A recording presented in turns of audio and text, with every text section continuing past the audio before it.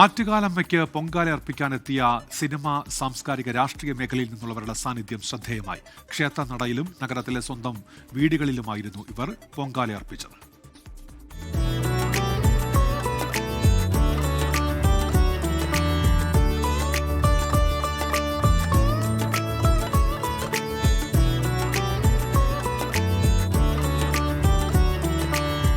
പതിവ് പോലെ ഇത്തവണയും സിനിമാ, രാഷ്ട്രീയ, സാംസ്കാരിക മേഖലയിൽ നിന്നുള്ള നിരവധി പേരാണ് ആറ്റുകാലമ്മയ്ക്ക് പൊങ്കാല അർപ്പിക്കാനെത്തിയത്.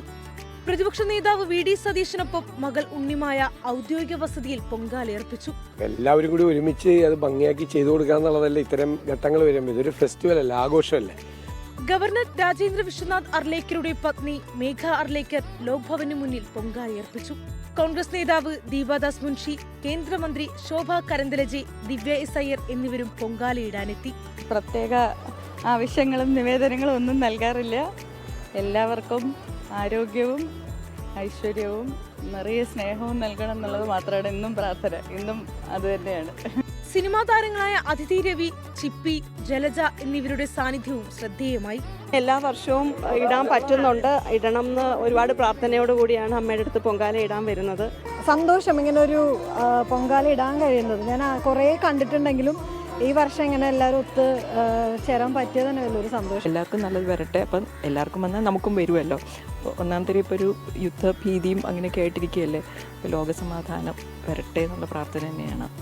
ഇടണം എന്ന് മനസ്സിൽ തോന്നുമ്പോൾ എവിടെ ഇട്ടിരുന്നാലും അതൊരു മനസ്സിൻ്റെ തൃപ്തിയാണല്ലോ ഏറ്റവും കൂടുതലായിട്ടുള്ളത്. അപ്പോൾ അതുകൊണ്ടാണ് ഒന്ന് വീട്ടിൽ ചെയ്യാമെന്ന് തന്നെ തീരുമാനിച്ചത്. എല്ലാ വർഷത്തെ പോലെയും ഇപ്രാവശ്യം നന്നായിട്ട് ഇടാൻ പറ്റി.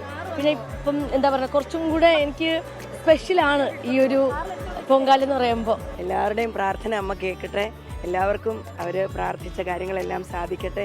എല്ലാവർക്കും നന്മകൾ ഉണ്ടാകട്ടെ എന്ന് മാത്രം പ്രാർത്ഥിക്കുകയാണ് ഞങ്ങളും. എൻ്റെ പുതിയ സെറ്റിൽ ഇങ്ങനെ ഒരു ഡിസ്കഷൻ പൊക്കോണ്ടിരിക്കുകയായിരുന്നു. 3-ാം തീയതി പൊങ്കാലയാണെന്ന് പറഞ്ഞപ്പോൾ ഞാൻ ചോദിച്ചു, 3-ാം തീയതിയാണോ, എങ്ങനെയാണ്, നിങ്ങൾ എങ്ങനെയാണ് ചെയ്യുന്നത്, കിറ്റൊക്കെ എവിടെ നിന്നാണ് വാങ്ങിക്കുന്നത്?